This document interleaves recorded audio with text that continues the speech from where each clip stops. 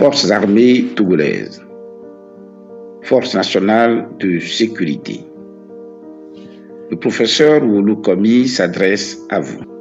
Encore une fois, le peuple togolais et la communauté internationale ont été témoins des actes de violence insoupçonnés dont vous vous êtes rendu coupable ce 26 juin 2025.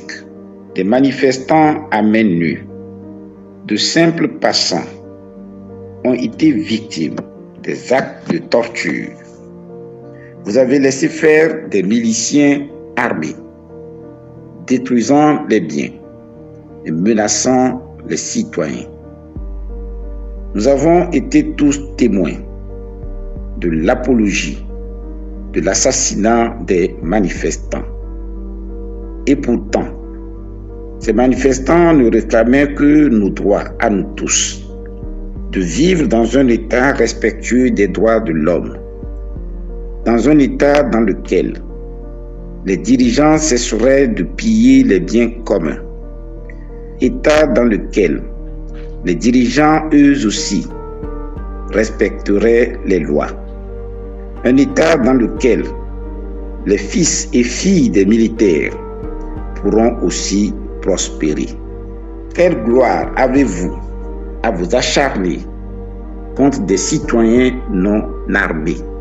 Quelle fierté auriez-vous à courber l'échine devant ceux qui s'accaparent les biens communs et à torturer ceux qui réclament la justice?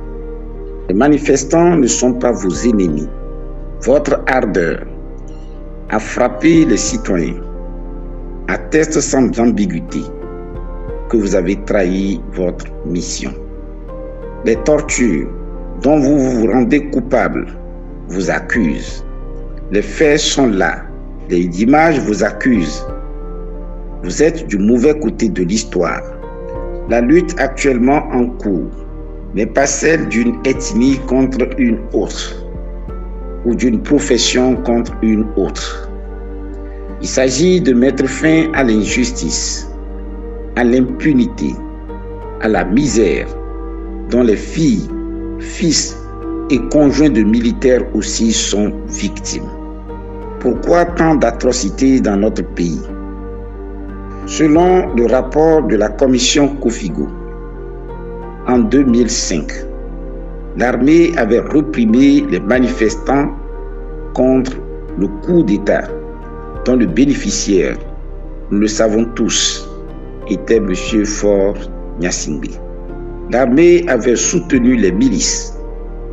L'histoire se répète aujourd'hui. 20 ans après, sous le règne de Faure Gnassingbé, cette armée est-elle mieux traitée? Les sollicitations des aides faites par les militaires lors des patrouilles et au point de contrôle n'attestent-elles pas que notre pays va mal? Votre profession vous interdit-elle d'aspirer à un mieux-être?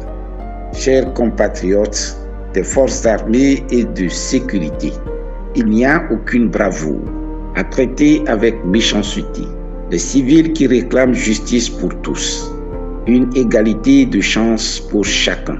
C'est une lâcheté que de torturer les civils à main nue. Les civils soignent vos enfants, vos conjoints, des membres de vos familles. Les civils enseignent vos conjoints, vos enfants et vos parents. Les civils ont le droit d'exiger de vous le respect de leur dignité et de leurs droits fondamentaux. À la hiérarchie militaire, votre silence face à cette dérive fait de vous des commanditaires. Jusqu'à quand allez-vous laisser torturer les civils? L'histoire vous jugera si vous ne mettez fin à ces traitements inhumains et dégradants des citoyens qui ne réclament que le mieux-être de tous. Nous exprimons nos compassions et notre solidarité à toutes les victimes. Vaincrons ou mourrons, mais toujours dans la dignité. Que Dieu bénisse le Togo. Professeur Oulu Komi, secrétaire national du Pacte socialiste pour le renouveau. Je vous remercie.